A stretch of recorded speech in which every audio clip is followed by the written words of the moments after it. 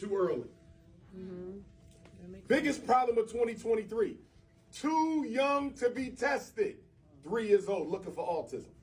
Autism is real, but you can't prove it at 3. How do you know the 3-year-old doesn't have a selective mutism issue, or a social anxiety issue, or a hearing issue, or a deaf issue, or an emotional trauma issue? How do you know? You don't know at 3. Y'all need to slow down and stop getting your children tested so early. Remember, special ed is a weapon. That means it hurts your child more than it can help your child. And as someone who's been testing children for 25 years, I'm a school psychologist. I do the evaluation, the IQ testing, the reading, the writing, the math, the emotional assessments, the adaptive behavior, the visual motor screenings. I do the testing. And for the life of me, I'm still trying to find out what you parents find to be so special about special education. Well, Johnny can't read, Dr. Umar. He's in the 2nd grade. He's still struggling. You know why? Because he don't practice enough. You don't work with him enough. And he don't spend enough time on task.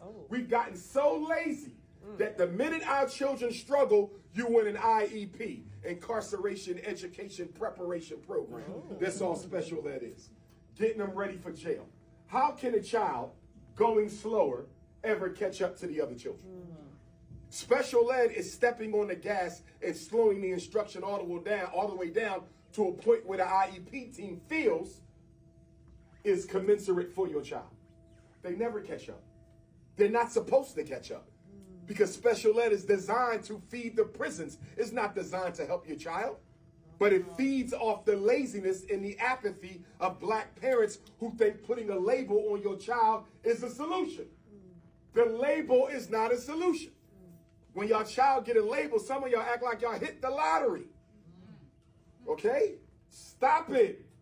He's not reading disabled. He's lazy disabled. And so are you. What are y'all doing right now? Shopping. Buying video games for kids who can't read on grade level. You part of the school to prison pipeline. You out buying tablets and cell phones for kids who can't count on their grade level. You part of the school to prison pipeline. If he can't read before the video game system, you could be for certain he won't be reading after he starts playing with it. I want y'all to look at your Christmas gifts because I want you to know you're investing in your son's future mass incarceration. You're buying things that takes him away from academics. And you know what's sad? Very few books are under the Christmas tree.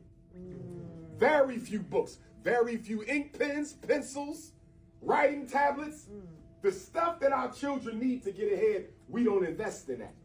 And then we talk about how bad the schools are. They are bad, but our houses aren't much better. Where's the thesaurus? Do you have one? That should have been the first thing for Christmas. Where's the dictionary with at least 1,000 pages in it? Do you have one? That should have been the second thing for Christmas. Where's the encyclopedia? Do you have one? That should have been the third one for Christmas. Because you know if your boys can't read by the time they finish the 4th grade, there's a very strong likelihood they'll be spending some of their adulthood in prison.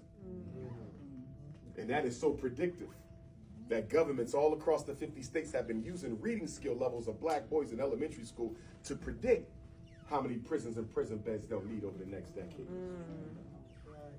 See, we were brought to America to be